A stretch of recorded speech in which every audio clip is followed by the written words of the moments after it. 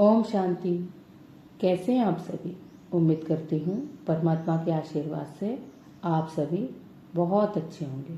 बहुत बार होता ये है कि हम सब कुछ जानते हैं कि इस बात से हमको ये फ़ायदा हो सकता है, हम इस काम को करके ज़िंदगी में बहुत कुछ हासिल कर सकते हैं, मगर कहीं ना कहीं हमें आलस आ जाता है और उस काम को हम कंटिन्यू नहीं कर पाते, जिसके कारण हमारी मनस्थिति इतनी अच्छी नहीं रह पाती जितना कि हम चाहते हैं।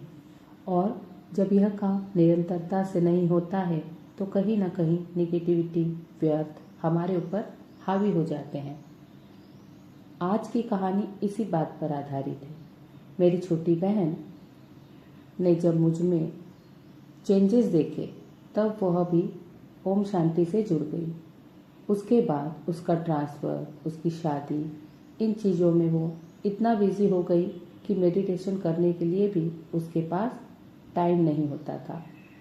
उसके अंदर अब निगेटिविटी आ चुकी थी।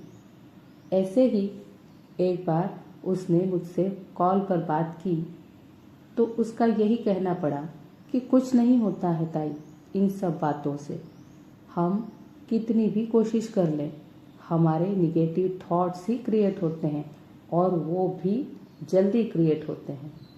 वो उसकी बातों से मुझे बहुत निराश लगी। दूर रहने के कारण और उसकी व्यस्तता के कारण हम दोनों की बातचीत बहुत कम हो पाती थी और मुझे भी महसूस हुआ कि उसको इस समय सही गाइडलाइन की ज़रूरत है, क्योंकि इंसान जब परेशान होता है और प्रॉब्लम से घिरा हुआ होता है तब उस समय उसके सामने सही और गलत दोनों ही रास्ते आते हैं। अब ये पूरी तरह से हमारी मनस्थिति पर डिपेंड करता है कि हम कौन से रास्ते पर चलना चाहेंगे।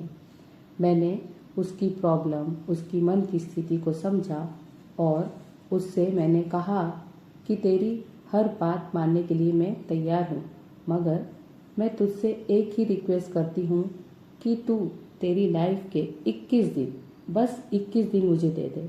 अगर उसके बाद भी तुझे लगे कि तेरी लाइफ में कोई चेंजेस नहीं आए हैं तो उसके बाद तू तेरी हिसाब से तेरी लाइफ को स्पेंड कर सकती है, मैं तुझे कुछ नहीं बोलूँगी। वो इस बात के लिए एग्री हो गई। पहले ही दिन मेडिटेशन करने के बाद उसे हल्का फील होने लगा। मेडिटेशन करने का एक तरीका होता है।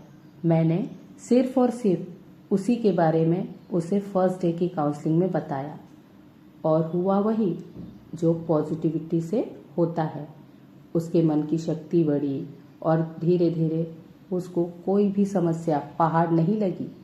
उसकी सोच से ही उसने उस समस्या रूपी पहाड़ को राई बना दिया और राई भी थोड़ी चुभती है तो उसने उसको भी रुई बनाकर उड़ा दिया।